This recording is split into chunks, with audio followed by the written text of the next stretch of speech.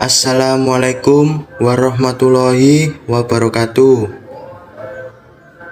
Yang saya hormati Ibu dosen pengampu mata kuliah ilmu bahan, Ibu Andita Nataria Fitri Kanda, ST MSc, dan teman-teman yang menonton video presentasi kami yang saya banggakan. Perkenalkan, kami dari kelompok 8 ingin mempresentasikan hasil kerja kami, yaitu proses pembuatan besi dan baja. Besi dan baja sebenarnya merupakan hal yang berbeda, namun sering saja disamakan. Besi adalah logam paling banyak kedua di kerak bumi setelah aluminium. Unsur ini reaktif terdapat oksigen dan air. Biji besi pada dasarnya terbuat dari oksida, magnetit, hematit, dan limonit, karbonat, siderit, dan sulfida pirite. Biji besi ini sering dieksploitasi sebagai pigmen karena bisa memberikan warna kuning ochres atau kuning tua, coklat, dan warna merah. Sedangkan baja adalah logam yang dihasilkan dari perpaduan berbagai logam seperti besi, karbon, mangan, fosfor, belerang, silikon, serta bagian kecil dari aluminium, nitrogen, dan oksigen. Selain itu, karakteristik baja yang berbeda bisa menggunakan paduan seperti nikel, titanium, kromium, vanadium, boron, niobium, dan molybdenum. Perbedaan besi dan baja.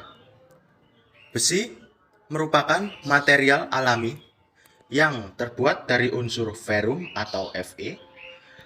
Besi terbuat dari biji besi yang ditambang dari alam lalu diolah.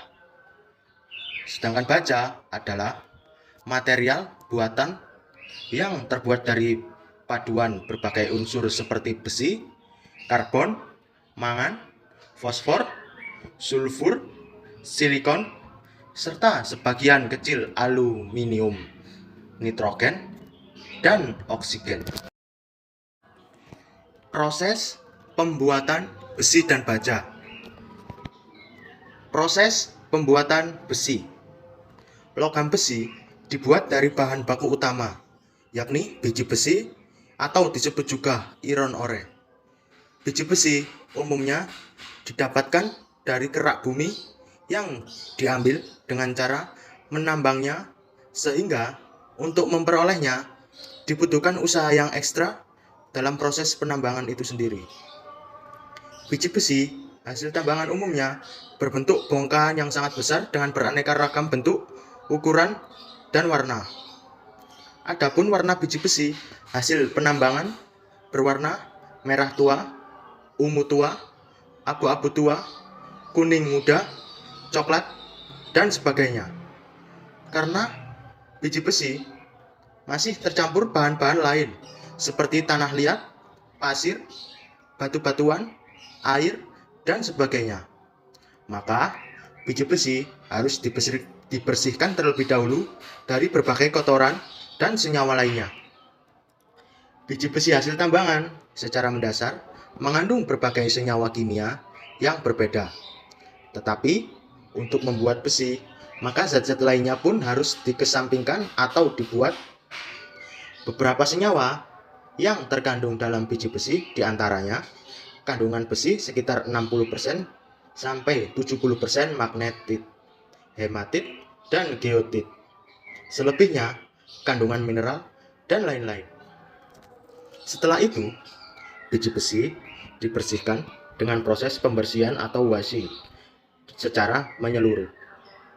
Proses pembersihan atau washing dibantu dengan menggunakan alat berat thermal screen karena jika pembersihan dilakukan secara manual akan membutuhkan waktu yang sangat lama, mengingat biji besi yang sangat berukuran besar. Alat trommel screen berfungsi sebagai ayakan berbentuk drum raksasa.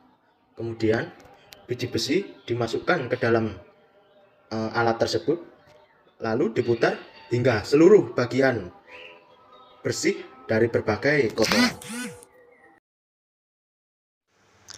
Teknologi awal proses pembuatan besi. Pada cara pembuatan besi, awal mulanya sebuah biji besi dicuci dan dihancurkan dengan panas yang ada di arang, dengan menggunakan tungku tradisional yang berada di sebuah lubang di dalam tanah.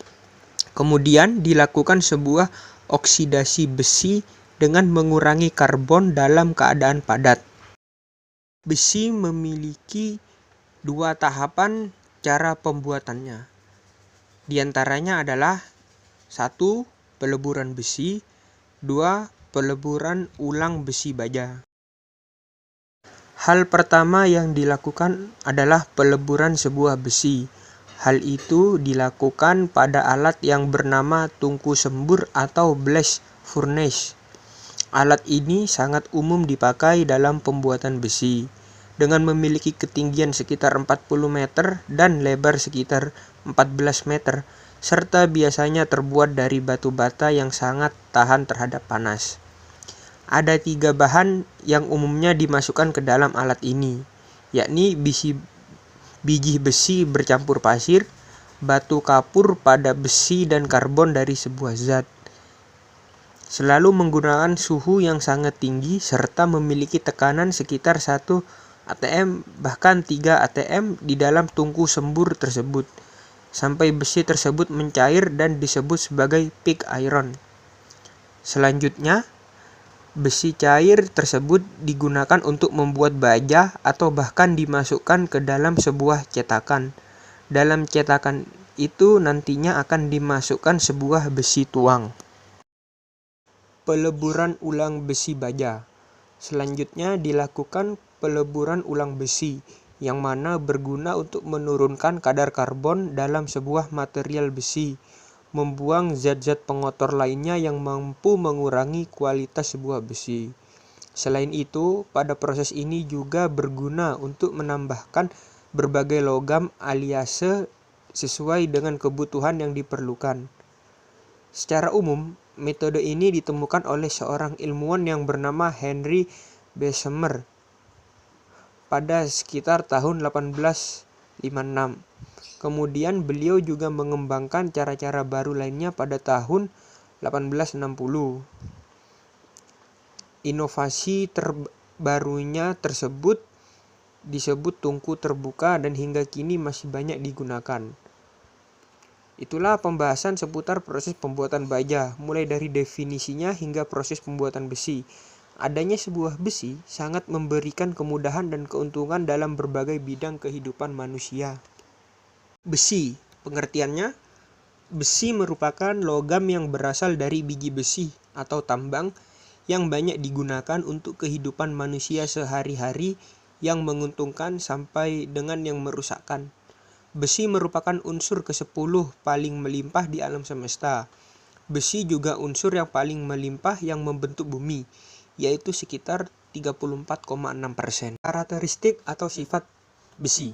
Secara fisik, besi merupakan logam dengan penampakan putih silver mengkilap. Besi mempunyai kekuatan tarik yang sangat tinggi. Besi dapat ditarik tanpa membuatnya putus. Besi sangat mudah untuk digunakan dalam berbagai aplikasi. Besi juga bisa dibengkokkan, digulung, dipotong, dibentuk, maupun dipadukan dengan logam lain. Besi murni memiliki titik lebur 1536 derajat Celcius atau 2797 derajat Fahrenheit dan titik didih 3000 derajat Celcius atau 5400 derajat Fahrenheit. Secara atomik, unsur besi memiliki nomor atom 26 dan berat atomnya adalah sekitar 55,847 gram per mol. Untuk jari-jari atomnya sekitar 1,72 angstrom dengan elektronivitas sebesar 1,83. Densitasnya sendiri sekitar 7,87 gram cm kubik. Secara kimia, besi memiliki sifat yang mudah berkarat bila terpapar udara, tapi tidak berlaku di udara kering. Selain itu, besi juga mudah larut di dalam asam encer. Logam ini merupakan unsur yang aktif membentuk dua seri utama, yaitu besi bivalen atau ferro dan besi trivalen atau feri. Saya lanjutkan ke karakteristik besi. Besi bersimbol Fe, bernomor atom 26, berat atom 55,845. Klasifikasi besi yaitu logam transisi. Dan pada suhu kamar yaitu padat. Besi mempunyai berat jenis 7,874 gram per cm kubik. Besi mempunyai titik leleh 1538 derajat Celcius, 20.800 derajat Fahrenheit. Titik didih 2.862 derajat Celcius, 5.182 derajat Fahrenheit. Ditemukan dikenal sekitar sejak zaman kuno. Dalam bentuk murni, besi cukup lembut, logam berwarna keabu-abuan. Besi sangat reaktif dan mudah akan menimbulkan korosi atau karat. Hak besi mudah dibentuk dan konduktor yang layak untuk listrik dan panas. Besi adalah unsur alami yang paling magnetik dari unsur-unsur lain. Unsur alami magnetik lainnya termasuk kobalt dan nikel. Besi signifikan menjadi keras ketika dipadukan dengan unsur-unsur lain seperti karbon. Besi dapat ditemukan dalam 4 bentuk alotropik. Bentuk yang paling stabil dari besi pada suhu normal adalah besi alfa yang umumnya dikenal sebagai ferit. Sifat kimia dan sifat kimia besi. Besi adalah logam berkilau, kuat, mudah ditempa, dan berwarna perak abu-abu. Logam ini memiliki 4 bentuk kristal yang berbeda. Jika terpapar udara, besi berpotensi mengalami berkarat, terutama di udara lembab, tetapi tidak di udara kering. Logam ini mudah larut dalam asam encer. Besi merupakan unsur yang aktif secara kimia dan membentuk 2 seri utama senyawa kimia. Besi bivalen 2 atau ferro dan senyawa besi trivalen 3 atau feri. Besi merupakan unsur ke-10 paling melimpah di alam semesta.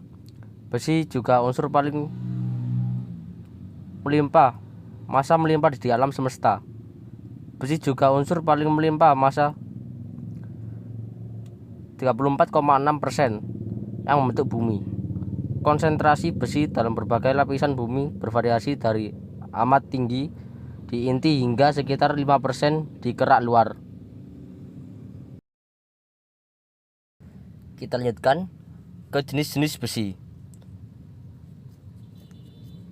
yaitu besi karbon, mengandung antara 0,5% dan 1,5% karbon, dengan sejumlah kecil mangan, belerang, fosforus, dan silikon. Yaitu ada juga besi mentah atau pig iron, yang mengandung 4% sampai 5% karbon dengan sejumlah benda asing seperti belerang, silikon, dan fosforus. Besi tuang, cast iron, mengandung 2% sampai 3,5% karbon dan sejumlah kecil mangan. Besi tempa, wrought iron, mengandung kurang daripada 0,5% karbon. Ia keras, mudah lentur, dan tidak mudah dilakurkan berbanding dengan besi mentah. Besi alloy steel, mengandung kandungan karbon yang berubah-ubah dan juga logam-logam lain seperti kromium, vanadium, molybdenum, nikel, tungsten, dan sebagainya. Besi oksida digunakan dalam penghasilan setoran magnetik dalam komputer. Ia sering dicampurkan dengan bahan lain dan mengekalkan ciri-ciri mereka dalam larutan. Selanjutnya, pengaplikasian besi. Besi adalah unsur logam yang bernilai ekonomis tinggi karena sifat-sifat fisiknya yang mudah ditempa, dimodifikasi, dan dimanfaatkan untuk berbagai keperluan hidup manusia, baik untuk industri berat maupun ringan, dan bahkan untuk peralatan militer. Pekerjaan konstruksi tidak dapat terlepas dari pemanfaatan besi.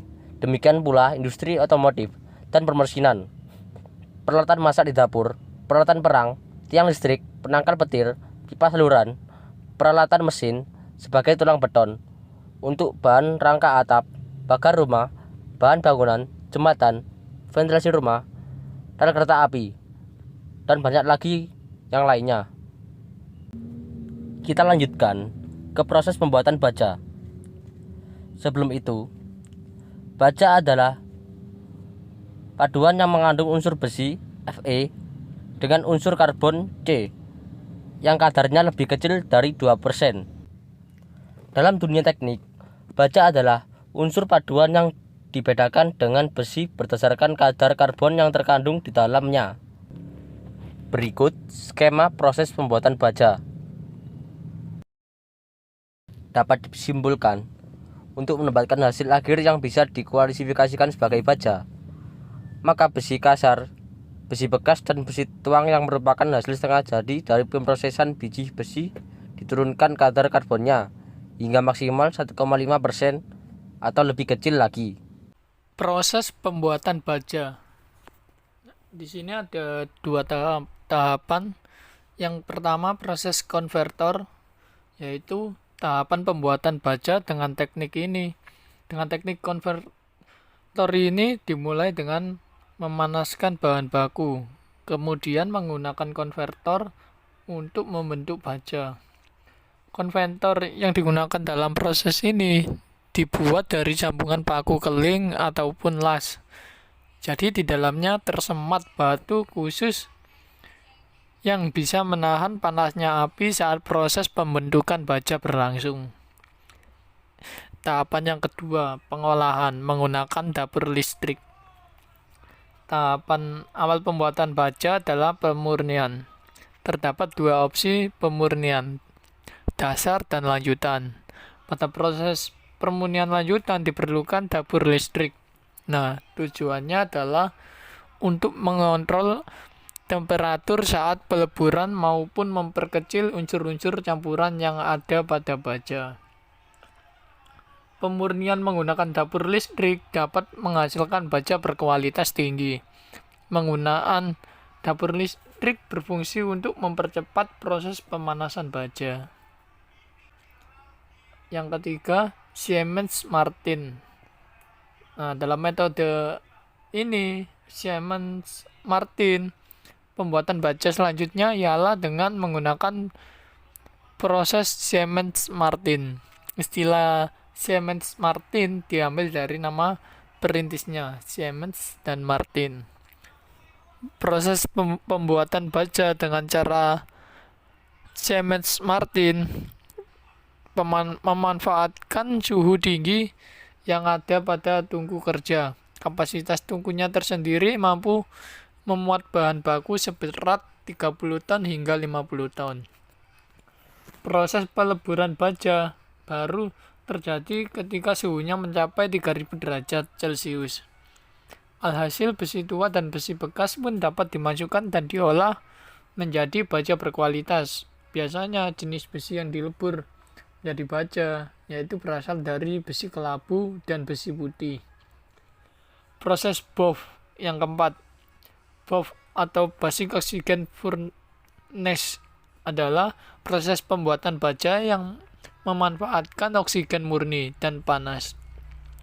Oksigen ditiupkan ke areal besi kasar sehingga bisa membakar habis kotoran yang tersisa.